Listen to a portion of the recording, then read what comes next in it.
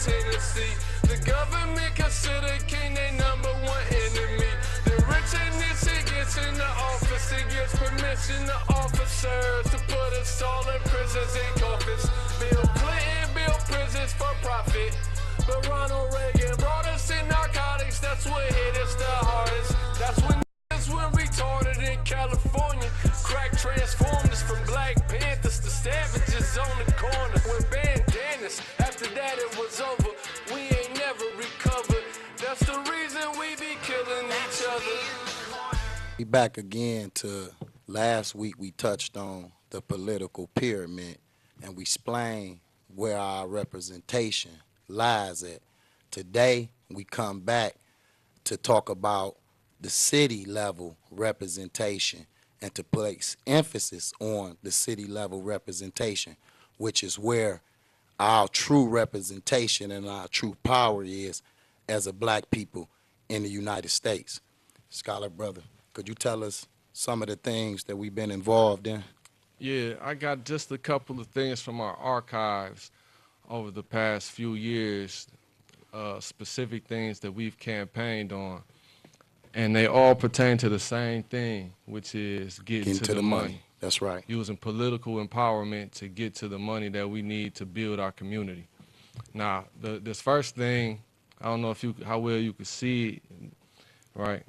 You can see it's a flyer, but I'll probably have to read it to you. It says, "Attention, teachers, parents, and students." I'll show my Facebook Live audience the flyer. Me and the advocate had this flyer printed up because we wanted to bring attention to teachers, parents, and students about the fact that Detroit Public Schools are using over $10 million of their school budget to fund the Detroit Public School Police Department, which is a newly developed separate department. When I say separate, I mean it has its own police chief, has its own staff separate from our actual police department, and it's being funded with $10 million every year coming out of the school's budget, and this is sanctioned by, the mayor, the city council, the school board. So that's one campaign that we championed and are still pushing. This is a measure, and advocate, you probably could explain this better than I could. This gonna touch into talk about when the city government, and I'm talking about our city council and our mayor, when they put a resolution forward in order to speed up emergency funds to start demolition on the program. And when we get down more into the city government and what they have done to misrepresent us, we're gonna touch on that right there. But, so remember that. What we're doing is showing you the hard facts, the information. And this can be picked up downtown. As we said last time, we don't come with opinions, nor do we make anything up. We come with hard facts. That's right. So these are just examples. These are just small examples of the research and of the issues that we've been campaigning against. So what I'm holding in my hand now is the city employee discount for property that is seized by the Detroit Land Bank illegally and given to the city council because, well, it's city employees in general, but the city council included themselves with that 50% discount, which is also against the rules, against the city charter. It violates the code of ethics. So, these are just small documents that are hard evidence of the city government's misuse of their authority, misuse of their power, misuse of the funds that are supposed to be used to help us, to benefit us. And last but not least, over here is I was using it for my phone prop, but let me try to show the camera. What this is called is the Detroit Strategic Framework Plan, dated from 2012. You might heard it referred to as Detroit Future City, but what it is the is the blueprint or the outline of Detroit's plans for the future of Detroit, or the city government's plans for the future of Detroit, as far as the layout of the landscape, as far as what they'll turn the neighborhoods into. In a nutshell, it's the layout and the framework for gentrification. Right. And it's all right here. I can touch everything that I'm talking about. So I want to let you know that we're coming at you with hard facts at all times. And these issues have already been researched and followed over the last 10 years. And campaigned against as well. So now, like we said in the first show, this is one of the last chances that we'll have to fight and actually win and progress before so many measures are done against us that we are defenseless, specifically like rezoning or redistricting, breaking up our voting power, breaking up our population. They've become more aggressive about that agenda. So all of this information that we've compiled over the years has become more relevant now than ever because it's coming to a serious boiling point. That's right. So I'm gonna go into our city, our current city government, so we can understand the various different positions that they hold. As I said in the last session, the Mayor Duggan is the executive of this city. He's your president of the city, okay? So that means he's have executive power. In his department is the property maintenance division and the building safety engineer division. Also, he illegally recently, a couple years ago, without the intent or without the approval of the voters, implemented district managers. Took 1,400,000 out the city, the people's pockets in order to pay for and position these district managers in all districts, acting in capacity of like a second city councils when we already have elected officials to represent us in them districts. But those departments control all your waste, your services. He also controls the police department. He appoints the chief. So anytime you have a problem with racial profiling, illegal activity, police brutality, that is the result of the mayor not being accountable. But those are the departments that he controls, and he appoints heads over those various different departments. You have your city council. It's 7 city council members representing 7 districts in this city, okay? So these various different city council members are presidents over these districts. Are we understanding? That means that they have the power to vote on and the power to enact ordinances and resolutions on behalf of the people in those districts. They haven't been doing that. You have also a part of your city government is your election committee, your election office, which is Janice Winfrey. She is your city clerk. She runs the election office. You have your district judges, your 36 district court judges. You also have your 3rd Circuit Court judges. And you also have your prosecutors. These are very important city government positions that controls our everyday life. You also have within this local or city government your Wayne County commissioners. They have budgets and they enact ordinance and resolutions as well that controls portions and a lot of service that deals with our life. You have your police commissioners as well. They have a budget. So now I'm going to explain the various different ways that they have been misrepresenting us and why it's important that we pull together and we get them out of here before they enact these measures that the brother just was talking about.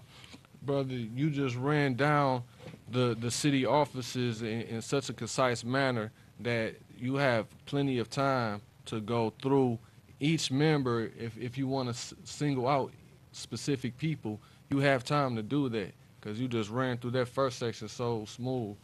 So take your time with going through the corruption and name names. Okay. Now, as we all know, our current city council members took office round about 2014. Okay, that's when 2013, 2014 is when this current city council took office, with the exception of James Tate and Brenda Jones.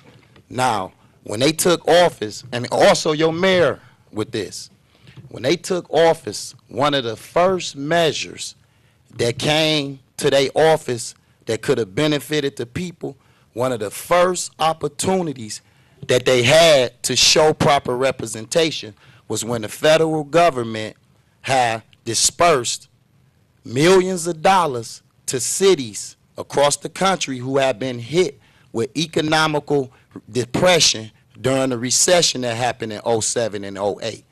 Obama in 2010 signed what you call the hardest hit funds, and they dispersed money. And you know, anytime you dealing with a hardest hit community, it's always the African American community, which is why Detroit was the recipient of $250 million from the hardest hit fund. Now understand this, brothers and sisters, that fund was specifically meant to help people who were struggling with their mortgages, who had lost their homes through victimization from subprime loans from the federal government. Do you understand this, brothers and sisters? I have some numbers to go along with the facts that you're saying. It says the hardest hit fund was a federal grant, like you said, that was given to 8 different states. Michigan went on record as being the second most assisted by this hardest hit fund, having helped 30,000 plus households. And initially, like you said, it was to help pay people's mortgages, to stop the foreclosure crisis, stop people from losing their properties. But as time went on, it developed into provisions for property taxes and blight removal. And somehow the definition of blight removal started to include demolition of houses instead of rebuilding of houses, demolition of houses. So some of the numbers behind this is by 2015, over 279 million went out for mortgage mortgage help, 74 million for property tax help, and 93 million for blight removal. And the Step Forward Michigan program was the program set up specifically here in this state, concentrated out of Detroit, like my brother said, places like Detroit, Flint, and they said that they in 2010 had 498 million go out in funds toward this program. So we're talking about close to $1 billion. Did I name $1 billion in all of that? As far as funds to go out, and being residents of Detroit, we are aware of our circumstances. We're aware of the damage of our neighborhoods. So when you see numbers like this, it doesn't add up. And so when we're going into the corruption of our city government, then you start to see, well, these numbers might be being used, but it's not to help us. It's to destroy us. It's to destroy our neighborhoods, demolish our neighborhoods, create conditions where we don't get services to certain neighborhoods, keep land on a land bank, under the land bank, but without being properly maintained or rehabilitated. So they're creating more blight and causing more damage than they're correcting with the measures that were set forth that were supposed to help us from the Obama administration. And that was their first opportunity to step in and make sure that money went to help struggling people who was losing their homes to foreclosure. But what they did was the mayor deviated from all rules. Mm-hmm. He brought companies in that was solely connected with him. This totally disavowed the whole process of bidding, period. Okay? And just gave these contracts to 3 companies. Totally left out people, minorities, in order to bid on multiple millions of dollars in contracts to go towards the demolition project. And they also charged us more than any other Midwest cities. And hold on, they went further than that, our mayor and our city council. Right after, they didn't fight to use those funds like it was tended for us to help people with mortgage, but they used it to carve out portions of the city that they wanted to gentrify, like Boston Edison District, Old English District, North End, okay? Which is why you see an influx of whites in all those districts right now to this day. Right. But now, our city council and our mayor, they went further. They signed the ordinance on behalf of themselves, giving themselves 50% off this property that was confiscated from these people based on foreclosure crisis that this money was intended to help them on. Right. So that was the first opportunity that this current city council, and that passed 7 yays, not 1 nay. Yeah, they they totally voted. I can't say the word. 7 yays, no nay. For a 50% discount for themselves, and didn't give that sort of assistance to the ones who were actually hardest hit by the foreclosure crisis, to the people who have actually lost their homes in Detroit, to the neighborhoods that were lost. And we was continuously after that victimized by them. Yeah, and not one only of the first council members that we confronted regarding this issue was Gabe Leland, and this was before he was even indicted recently for corruption. So we confronted him about the price gouging for the demolition project. So not only were they cutting out any of the Detroit resident contractors, they were also overpricing the work they were doing, with no accounting for the confusion in numbers, which is what the federal Bureau of Investigation was investigating them for. Yeah, and instead of accounting for that money, what they did was made the residents pay for it through taxes. Yeah, they when the federal government got wind that they was overcharging them, that the city was allowing these companies to overcharge them for these properties that they was doing demolition to, the federal government sent the bill down to them.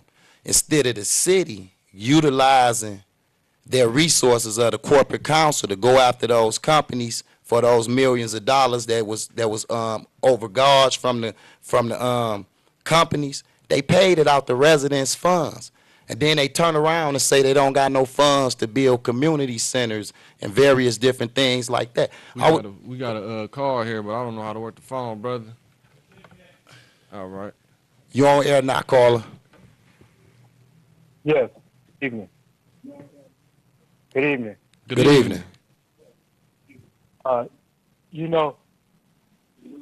city council gets up there and gives every single way. You want them. And then you got one on there, the president wants to go to Washington. To do what? Go out there and turn it back?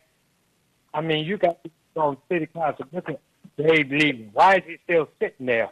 He died. Why are they not saying nothing about it in that quiet? Hey, brother, he's still sitting there because the voters won't come together and vote him out. That's why he's still sitting there. We can't push to the city council to do anything.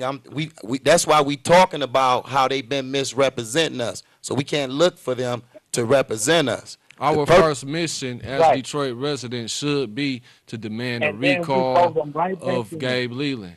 If anybody's serious about standing up for themselves, standing up for their rights, the first mission that we all should agree on should be obviously getting rid of Gabe Leland. And that in itself is a flex of political power.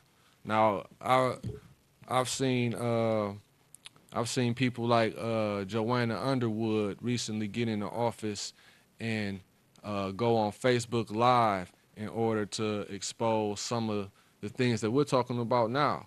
And I think that that should be encouraged among all of our political representatives. And if we don't have any who can at least do that, then we need to replace them with people who will.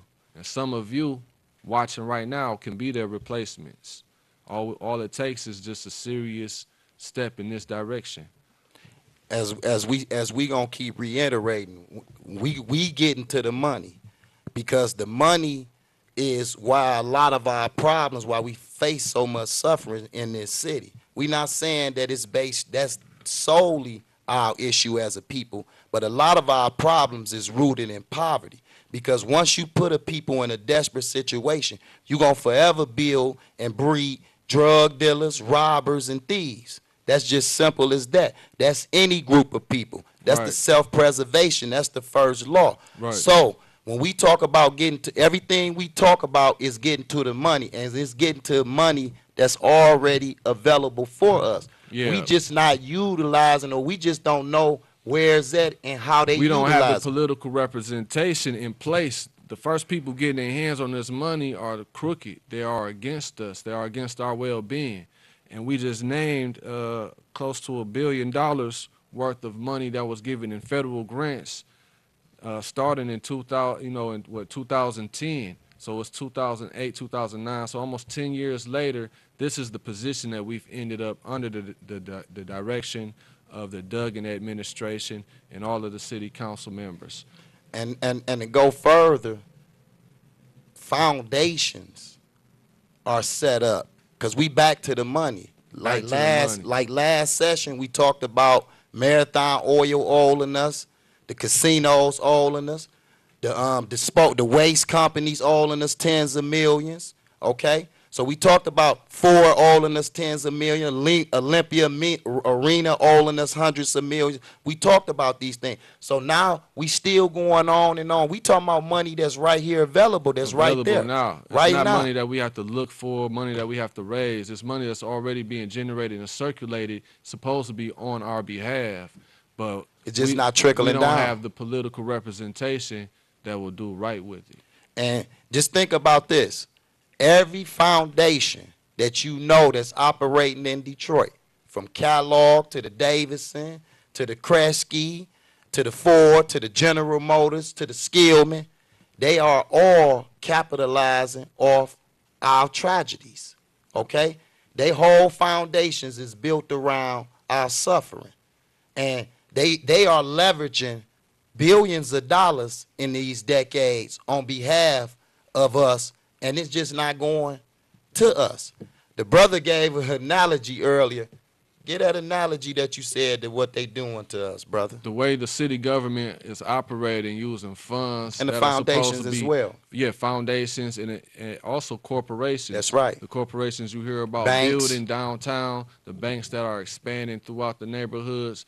All of these developments are being funded by money that was intended to benefit us, and instead it's being used to destroy and gentrify us. So I equate that to saying it's like having a GoFundMe in your name, but you're not getting any money from it. And now we're trying to tell you, well, there's this money out here, it's in our name, and we need to go get it. And the way in which we get it is through proper representation.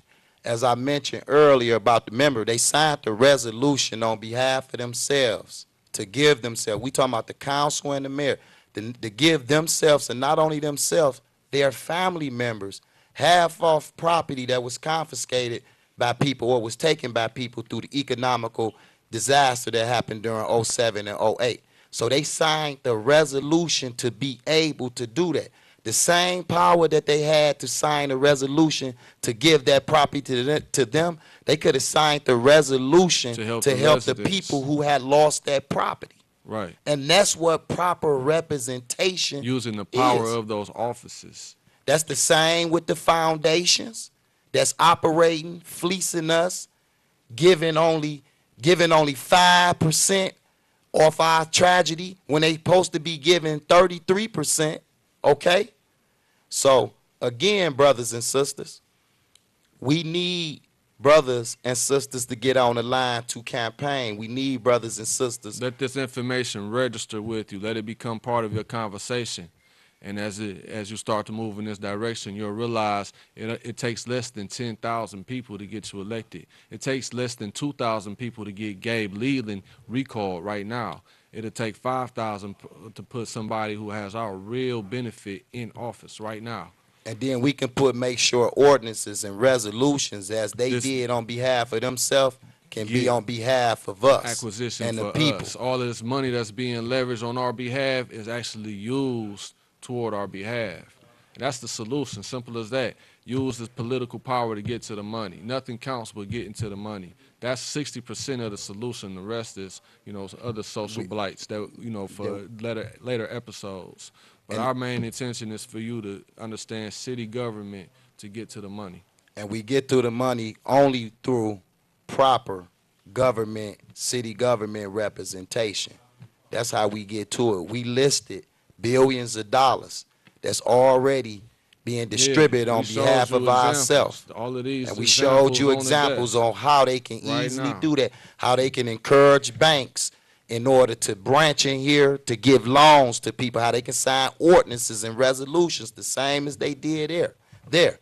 How they can do the same thing with foundations operating on behalf, allegedly on behalf of us, but doing nothing on behalf of us.